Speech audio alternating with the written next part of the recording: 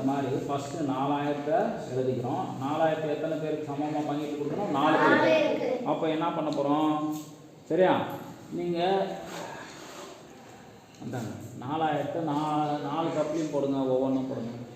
1000, 2000, 3000, 4000. அப்போ 4 பேருக்கு சமமாக பங்கிட்டு கொடுத்துட்டோமா? 4000 4 பேருக்கு சமமாக பங்கிட்டு கொடுத்துட்டோம்னா ஒவ்வொருத்தருக்கு எவ்வளோ கிடைக்குது? 1000. சரியா? அப்போ 4 × 1000 4000, மீதி 0 இல்லையா? மீதி 0. இப்போ அதெல்லாம் எடுத்துருங்க. இப்போ 1000 தனியாக எழுதிக்கிறேன். இப்போ அடுத்தது என்னது? 100 5 100 இருக்கா? 5 100கள் இருக்கா? இந்த 5 100களை சமமாக 4 கப்பில் போடணும். சமமாக 4 கப்பில் போடணும். சரியா? ஒவ்வொன்றா போடுங்க.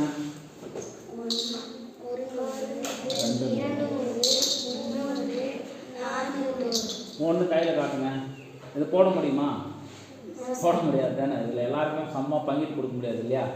அப்போ என்ன பண்ணுறோம் அப்படின்னா, இந்த 100 என்ன பண்ணுறோம்? 10 10க்கெல்லாம் மாற்றிக்கலாம். இதில் போட முடியாது, இதில் போட முடியாது. அப்போ போடணும்னா இந்த 100 10 10க்கெல்லாம் மாற்றணும். எப்படி சார் அப்படின்னா, இப்போ என்கிட்ட 100 ரூபாய் இருக்குது. எவ்வளோ? 100 ரூபாய் இருக்குது. சரியா?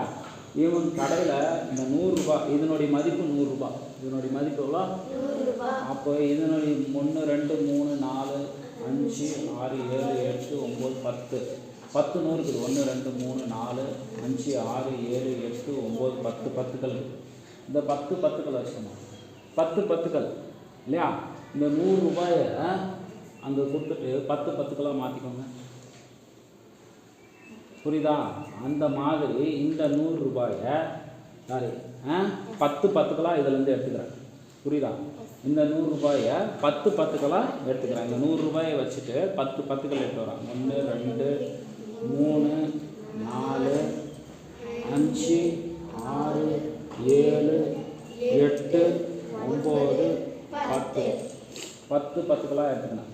இப்போது இதில் போடலாம். இப்போ அதெல்லாம் எடுத்துருங்க. அப்போது 500 4ஆல் வகுக்கும் போது ஒருத்தருக்கு எவ்வளோ கிடச்சிது? 100 ரூபாய் கிடச்சிது. ஒருத்தருக்கு 100 ரூபாய். மீதி 100 ரூபாயை நான் என்ன பண்ணிங்கன்னா 10 10க்கெல்லாம் மாற்றிக்கிறேன். 10 10க்கெல்லாம் மாற்றிக்கிறேன். அது இப்போ 10க்கள் எவ்வளோ இருக்குது? 20 இருக்குதா? இதை 4ஆல் வகுக்கணும். அப்போ இந்த 100 ரூபாயை என்ன மாற்றிக்கிட்டேன்? 10 10க்கெல்லாம் மாற்றிக்கிட்டா. அப்போ 10 10க்கெல்லாம் மாற்றிக்கிட்டா இந்த 100ம் 10ம் சேர்த்துனா எவ்வளோ? 120 கிடைக்குமா? 120 ரூபாய்.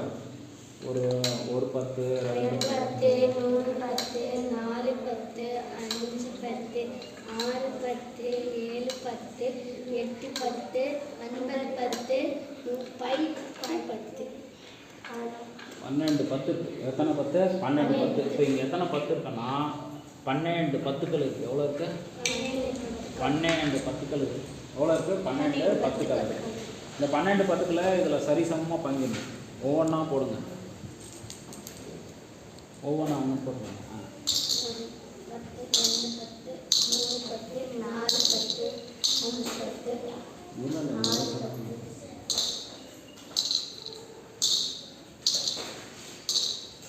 இப்போ 120 இருக்கு இல்லையா?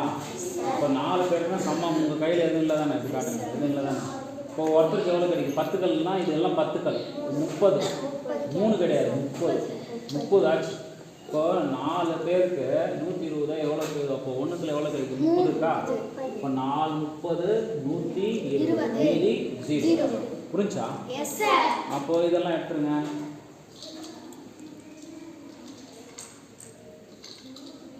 இப்போ 4 ஒன்றுக்கள் இருக்குது. 4 இவங்க இந்த 4 ஒன்றுக்களை சரிசமமாக போடணும்.